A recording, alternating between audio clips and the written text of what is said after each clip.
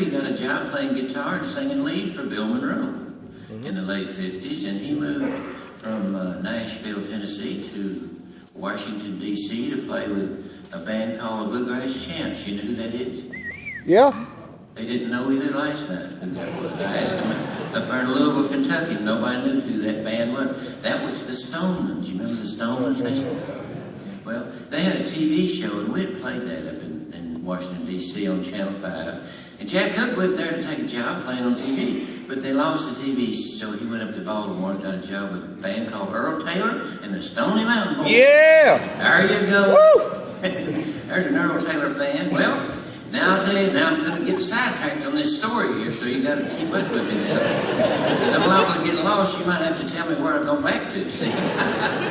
Anyway, Earl Taylor and the Stony Mountain Boys were the first bluegrass band to play Carnegie Hall. Yeah. Before Bill Monroe, before Flat Scruggs, before any of the biggies, you know.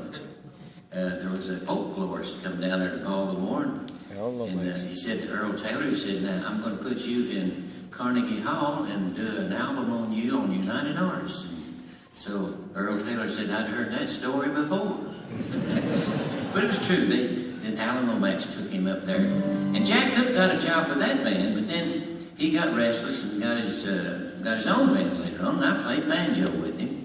And so I played a lot in Baltimore before. And Bill Monroe come in there one night, this little old club we was playing, and he came in and sat down that far away from us, but it was so dark in there you couldn't really see him, you know. I'd see his big white hat. It wasn't on this side, it was on that side of the stage.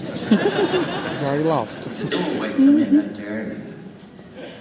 The whole building wasn't no bigger than this stage, I don't think. But anyway, this guy come in and sat down with a big white hat on, and I thought, gosh, it looks like Bill Monroe.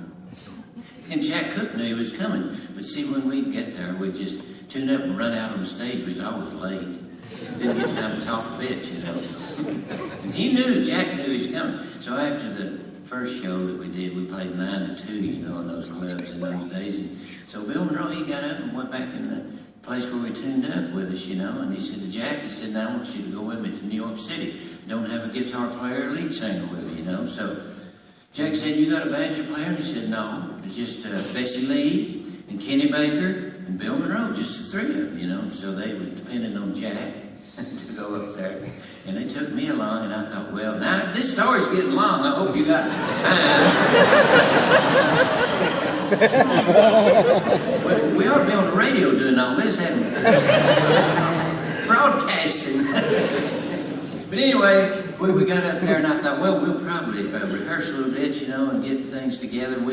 I tell you what we done. We tuned up and walked out on stage. That's what we done. I didn't know all that stuff, but I was a pretty good banjo player at that time, and then he changed me playing guitar and singing lead. And I never did seriously go back to it, but this guy behind me here, he took it over, and I said, you're doing better than I was. So, anyway, now what was we going to do? Beat the Black London! Oh, that was about the streets of Baltimore, wasn't it?